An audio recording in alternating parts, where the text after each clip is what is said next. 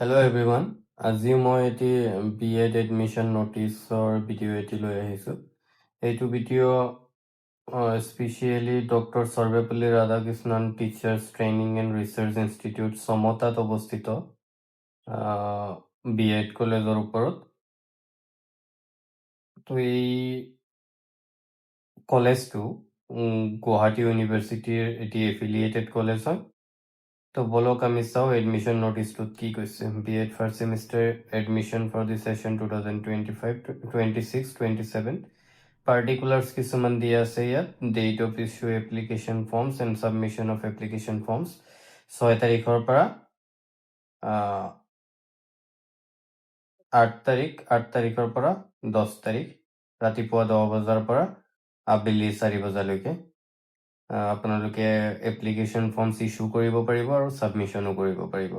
তাৰপিছত merit list and ৱেইটিং list ওলাব 12 তাৰিখে আবেলি 4 বজাত। তাৰপিছত ফাৰ্ষ্ট কাউন্সেলিং মানে মেৰিট লিষ্টৰ এডমিশ্যন হ'ব 13 তাৰিখে ৰাতিপুৱা 10 বজাৰ পৰা আবেলি 2:30 বজালৈকে।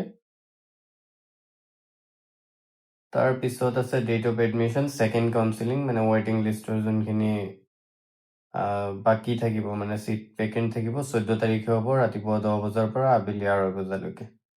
তাৰপিছত আছে date of admission third counselling spot admission 17 তাৰিখে 10 বজাৰ পৰা ৰাতিপুৱা 10 বজাৰ পৰা আবেলি 2:30 বজালৈকে। তো ইনটেক কেপাচিটি আছে 50টা। The last date for issue and submission of forms is মানে আগষ্টৰ 10 তাৰিখ আবেলি 4 বজালৈকে। তাৰপিছত আৰু এটা নোটিছ আছে no forms will be receive beyond day and time মানে 10 তাৰিখৰ পিছত কোনো ধৰণৰ ফৰ্মছ একচেপ্ট কৰা নহ'ব। আৰু এডমিশ্যন ফৰ্ম যোনটো আছে তাৰ কষ্ট হ'ব 300।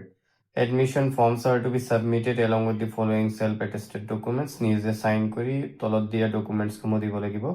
মেৰিট লিষ্ট যোনটো আছে মানে 5 তাৰিখে যোনটো মানে অহাকাইলৈ যোনটো মেৰিট লিষ্ট ওলাব সেইটোৰ মানে কনচাৰ্ণ পেজটো তোমাৰ মানে ৰেংক নাম্বাৰ আৰু মাৰ্কছটো যোনটো পেজত আছে সেইটো কপি লাগিব আৰু হাইলাইট কৰি দিবা লগতে। তাৰপিছত এণ্ট্ৰেঞ্চৰ এডমিট কাৰ্ডটো লাগিব, ইনভিজিলেটৰৰ চাইনটো থাকিব লাগিব, কাষ্ট চাৰ্টিফিকেট কেটেগৰী চাৰ্টিফিকেট যদি কিবা আছে লাগিব, NCL লাগিব OBC কেটেগৰীৰ কাৰণে। তাৰপিছত 2টা পাছপৰ্ট চাইজ ফটোগ্ৰাফ লাগিব। তাৰপিছত কিবা এটা ID প্ৰুফ লাগিব, আধাৰ কাৰ্ড বা পেন কাৰ্ড। তাৰপিছত নোটা পেন এটা দিয়া আছে any seats of reserved category remains vacant or no applicant will be filled up from unreserved category.